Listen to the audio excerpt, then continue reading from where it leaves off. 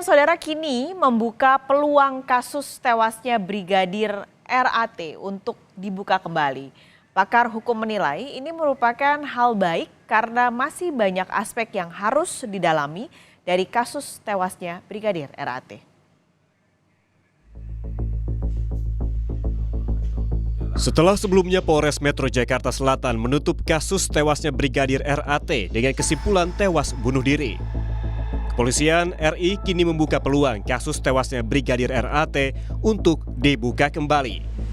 Kapolri Jenderal Listio Sigit Prabowo mengatakan motif kasus ini sedang didalami.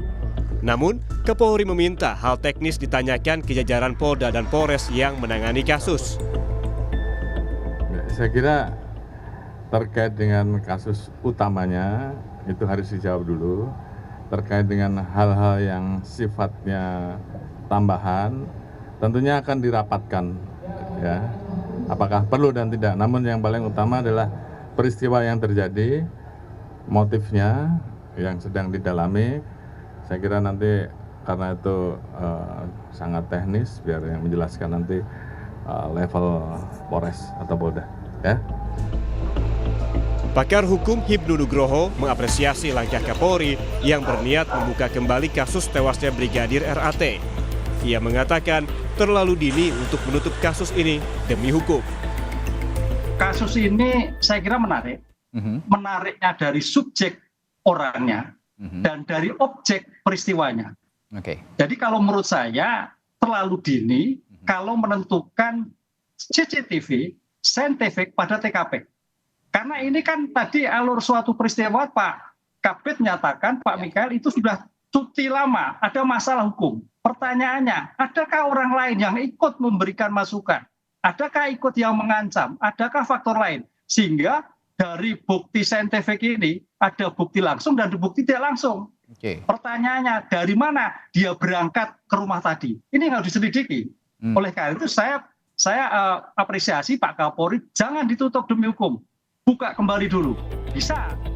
Kabid Humas Polda Sulawesi Utara, Kombes Michael Irwan Tamsil membenarkan Brigadir RAT bekerja sebagai sopir dan ajudan seorang pengusaha di Jakarta sejak akhir 2021 lalu. Namun tanpa izin resmi dari Polresta Manado. Lalu ini juga Kompolnas mempertanyakan ada keterangan yang berbeda dari istri Brigadir RAT dengan penjelasan Polda Sulut yang ataupun kepolisian soal status cuti Brigadir RAT ini. Karena kalau cuti kok bisa diperbolehkan membawa senjata api? Anda punya penjelasan soal ini, Pak Kabid? Ya, makanya kan pada saat pemeriksaan itu fakta yang kita temukan demikian, bahwa yang bersangkutan ketika menjadi atau bertugas di Jakarta tidak ada surat tugas ataupun surat izin dari kesatuannya ataupun dari pimpinannya. Dari hasil pemeriksaan tidak ditemukan demikian. Baik. Nah tadi juga saya sempat bertanya kepada Pak Yusuf dari Kompolnas. Pak Yusuf mengatakan kalau memang Brigadir RAT ini diberikan izin begitu bertugas sebagai seorang ajudan dari pengusaha ataupun tidak diberikan izin tapi tetap nekat untuk menjadi ajudan seorang pengusaha begitu, ini tentu akan ada yang bertanggung jawab. Kira-kira bagaimana Pak Kabid? Siapa yang bertanggung jawab untuk penugasan Brigadir RAT ini sebenarnya?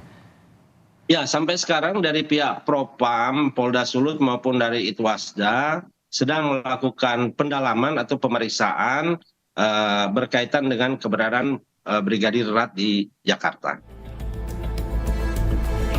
Bidpropam Polda Sulut juga memeriksa Kapolresta Manado Kombes Julianto Sirait terkait izin Brigadir RAT jadi ajudan pengusaha di Jakarta dan isu menerima setoran bulanan dari pengusaha batu bara tersebut.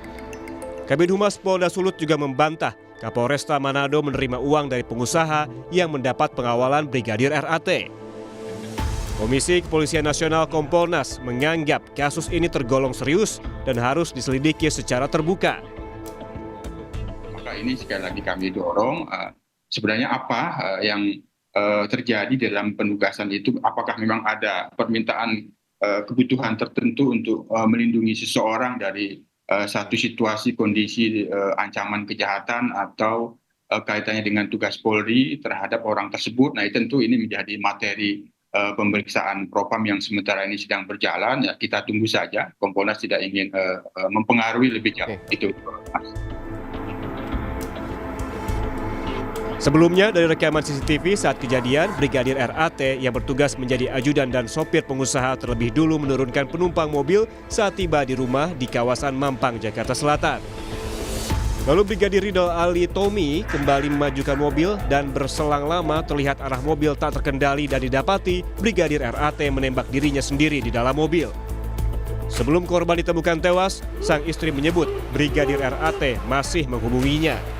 Karena itu, istri Brigadir RAT tak percaya jika suaminya bunuh diri. Polisi masih menyelidiki motif bunuh diri Brigadir RAT dengan memeriksa isi telepon genggam korban yang ada di lokasi. Tim Liputan, Kompas TV.